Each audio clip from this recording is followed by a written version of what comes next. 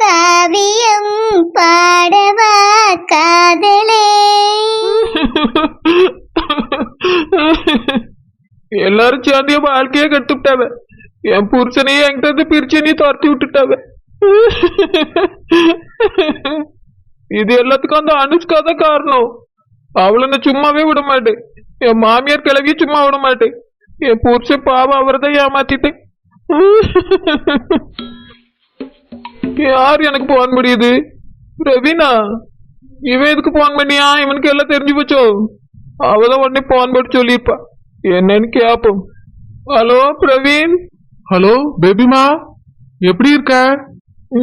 இருக்கேன். என்னாச்சு பேபிமா, இருக்கேன்னு ஒத்த வார்த்தையில பதில் சொல்ற? எதுவும் பிரச்சனையா? அதெல்லாம் ஒண்ணும் இல்ல. நீ எதுக்கு எனக்கு போன் போட்டா? ஒன்னும் இல்ல பேபிமா, உங்க வீட்டுல ஒரு குதிரைவால் இருக்குல்ல, அதையே வீட்டுக்குள்ளே வச்சிருக்கீங்க, வெளியே துரத்தி விட வேண்டியதானே? யார் வந்தாலும் வீட்டுக்குள்ளே சேர்த்து வச்சுப்பீங்களா? அவளை எங்க நான் துரத்த முடியும்? அவதான் என்னைய துரத்திட்டாளே.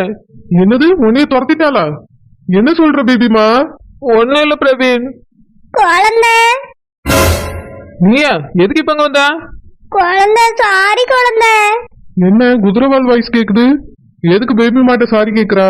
இங்க பாரு அனுஷ்கா, உன் சாரிய நீனே வச்சுக்க. போயிரு, என் மூஞ்சிலே முழிச்சிடாத.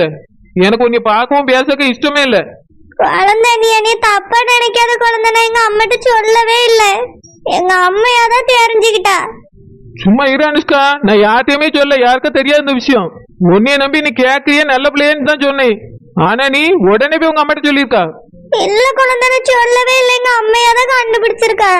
பிறகு எதுக்கு எல்லாரும் முன்னாடியே குழந்தை நடிக்க மாசமா இல்லைன்னு சொன்னா? நீ மாத்தி சொல்ல வேண்டியதானே?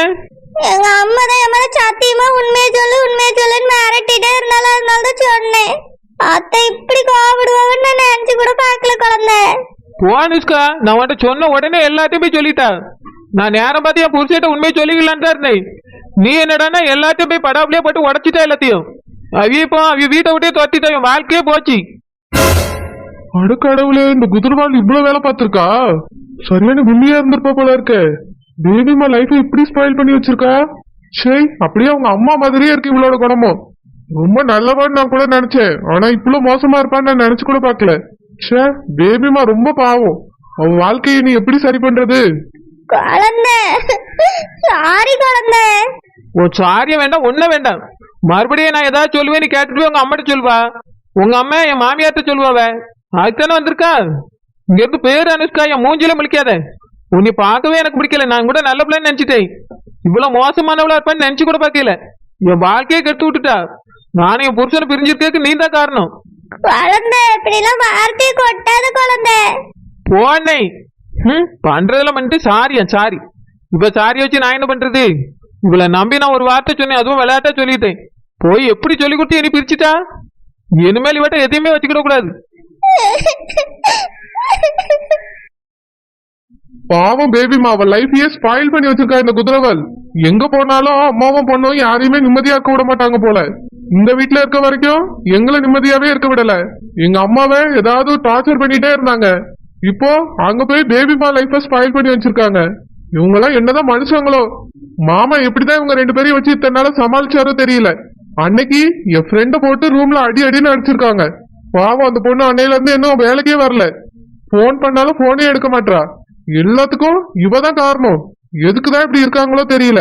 இந்த வீட்டுக்கு தானே வந்தாகணும், அதுக்கப்புறம் அவளை வச்சுக்கிறேன்.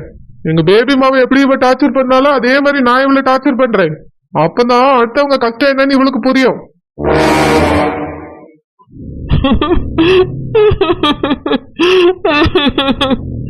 குழந்தை என்ன குழந்தை உன்னை வீட்டை விட்டு துரத்திட்டவளமே அப்படியா?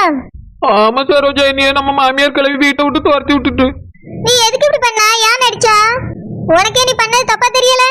தப்புதான், சும்மா விளையாட்டாதான் பண்ணேன். நம்ம மாமியார் கிளவி எனக்கு ஒரு நாள் பிள்ளை சோறே போடல தெரியுமா? அதுக்குதான் கோபத்துல அப்படி பண்ணேன். அதுக்கு இந்த விஷயத்துல போய் சொல்லுவாங்களோ? எப்படியோ ஒரு 4-5 மாசத்துல நீ மாட்டிக்கிடுவான்னு உனக்கே தெரியாதோ?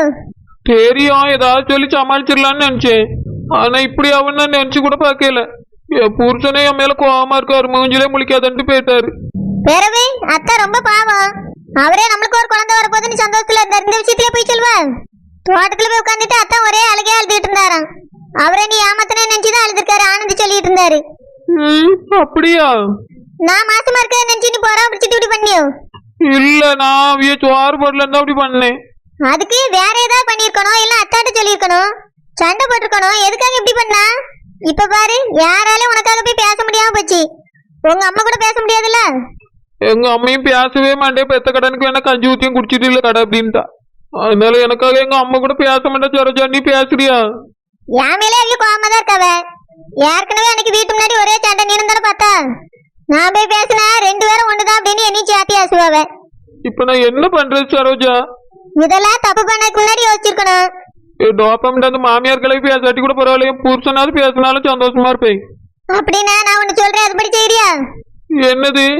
நீ வீட்டுல போய் உன் புருஷன் பேசிடலான்னு போனா மாமியார் கிளவி சும்மா இருக்காது பாத்துக்க. உன்னை இன்னும் நல்ல ஏசி தான் அனுப்பும். அதனால நீ தோட்டத்துல போய் அத்தாட்ட பேசு. அத்தா முதல்ல கோவப்படத்தான் ஜீவா, நீ மன்னிப்பு கேளு. அதுக்கு ஒரு கண்டிப்பா உன்னை மன்னிச்சு ஏத்துக்கிடுவாவ. உன் புருஷன் உன்னை ஏத்துக்கிட்டாருன்னா அத்தை ஒண்ணுமே செய்ய முடியாது. கண்டிப்பா உன்னை வீட்டுக்குள்ள சேர்த்துக்கிடுவாவ. சேர்த்துக்கிடுவாப்லா? சேர்த்துக்கிடுவாவ, நான் சொல்லிடல. அத்தாட்ட நீ பேசி சமாதானம் ஆகலன்னா நானே அத்தாட்ட பேசுறேன். ஆனா ஒண்ணு, இதுக்கு மேல இந்த மாதிரி தப்புலாம் நீ செய்யக்கூடாது சொல்லிட்டேன். செய்ய மாட்டேன். என் புருஷன் கிட்ட பேசினாலே போதும். சரி சரி. இப்படியே இந்த கட்டில பிடிச்சிட்டு படுத்துறணும். யார் வந்து எழுப்பினாலும் எழும்பவே கூடாது. என் புருஷன் வீட்டுக்கு வா கூட தான் செய்வாரு, போகவே கூடாது. இங்கேயே செட்டில் ஆயிரணும். யாரும் வர மாதிரி இருக்க, ஆக்டிங் ஸ்டார்ட் பண்ணுவோம். அம்மா, ஐயோ முடியலையே, என்னென்னவோ செய்யுது, என்ன செய்யுதுன்னு தெரியல.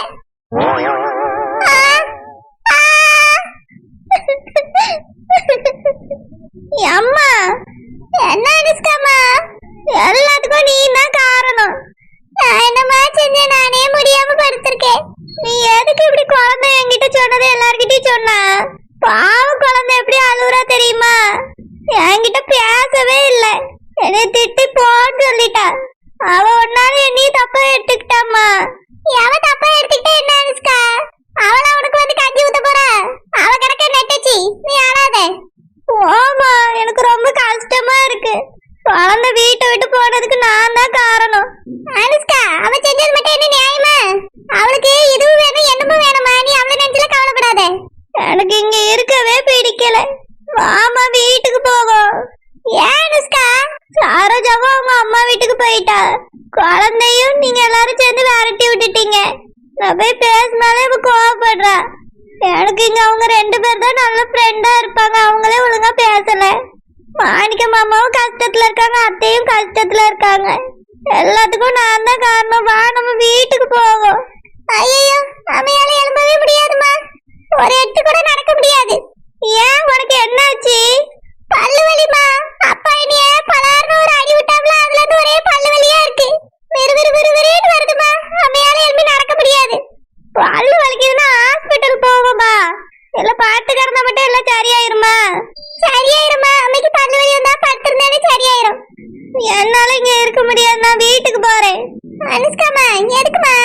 நீ உன் புருஷன் வீட்டுக்கு போ. அவன் வீட்டுக்கா?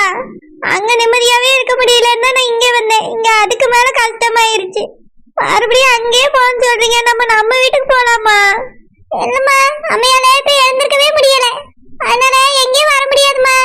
நான் இப்படியே படுத்திருந்தாலே எல்லாம் சரியாயிரும். நீ உன் புருஷன் வீட்டுக்கு போமா. அனுஷ்காமா, அப்புறம் இன்னொரு விஷயம், உன் புருஷன் கிட்ட நல்ல விதமா நடந்துக்க. நீ அவரை விட்டு மட்டும் கொடுத்துறாதமா எங்கேயும். ஏன்னா சில கற்பம்பூச்சிகளே உள்ள வந்து நுழைஞ்சிரும். அதுக்குதான் சொல்லி உன் புருஷனை கைக்குள்ள போட்டுக்கோ. மாப்பிளைக்கு பிடிச்ச மாதிரி நடந்துக்கமா. அவர்கிட்ட இனி அன்பா இரு. ஏத்து பேசாத, சரியா? சண்டை போடாத, அவர் சொல்படி கேட்டு நட. மாப்பிளைக்கு வேலைக்கு போறது பிடிக்கலனா வேலைக்கு போகாதம்மா. வீட்ல இருந்து மாப்பிளைய நல்லா கவனிச்சுக்க. நீயும் சீக்கிரமா மாசமாகணும். அப்பதான் உங்க அத்தை சரோஜாவை தலையில தூக்கி வச்சுட்டு ஆடினாவ பத்தியா? அந்த மாதிரி உன் மாமியாரே உன்னை தலையில தூக்கி வச்சுட்டு ஆடும். அதுக்கு தான் சொல்றேன், எல்லாத்தையும் நல்ல பேர் எடு. அதான் அனுஷ்கா எதுக்கு அழுதிட்டு இருக்கா? அந்த நெட்டச்சி செஞ்சது தப்பு. அவ செஞ்ச தப்புக்கு தான் அவளுக்கு தண்டனை கிடைச்சிருக்கு, சரியா? நீ அவளை நினைச்சுலாம் அழுதுட்டு இருக்காத. உன் வாழ்க்கைய நல்லபடியா வாழ்றதுக்கான வழியை பாரு. புருஷனை மட்டும் விட்டுறாத அனுஷ்கா. அப்புறம் ராசாத்திய கனாம தான் உனக்கு வரும். அவர் 2வது கல்யாணம் பண்ணிட்டு போயிட்டாரு. நீ தான் தனியா நின்று முடிச்சிட்டு இருக்கணும், பாத்துக்க. இப்பவே அவர்கிட்ட பாசமா பேசி மனசை மாத்தி ஓ வரைக்கும் கொண்டு வந்துரு. சரி சரிம்மா, பாத்து போயிட்டு வா. அப்பாவை கொண்டு போய் விட சொல்லு. அப்பா நீ கேட்டவனா பல்லு வலியில படுத்திருக்கேன், எழும்பவே முடியலன்னு சொல்லிருமா. சரி. செல்லம்மா, செல்லம்மா, எங்க போனாய்ப்பா? ரெடி ஆயி சீக்கிரமா வந்துனா எங்க போய் ஒழிஞ்சிட்ட போல இருக்க. செல்லம்மா,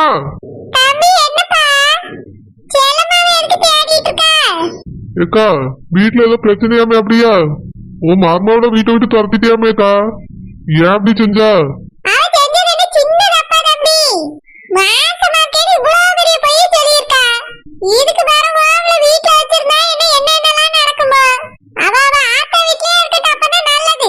ஏக்கா அந்த பிள்ளை நல்ல பிள்ளைதான்க்கா. ஏதோ தெரியாதனமா அப்படி சொல்லியிருக்கோம். அதுக்கெல்லாம் வீட்டை விட்டு துரத்தலாமா?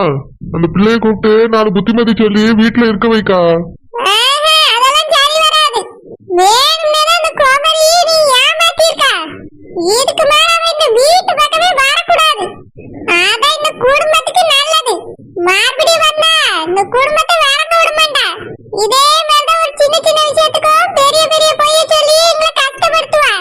இல்லக்கா அந்த பிள்ளைய பார்த்தா அப்படி தெரியல. வேற ஏதாவது காரணத்துக்கு கூட இப்படி போய் சொல்லிருக்கலாம்ல.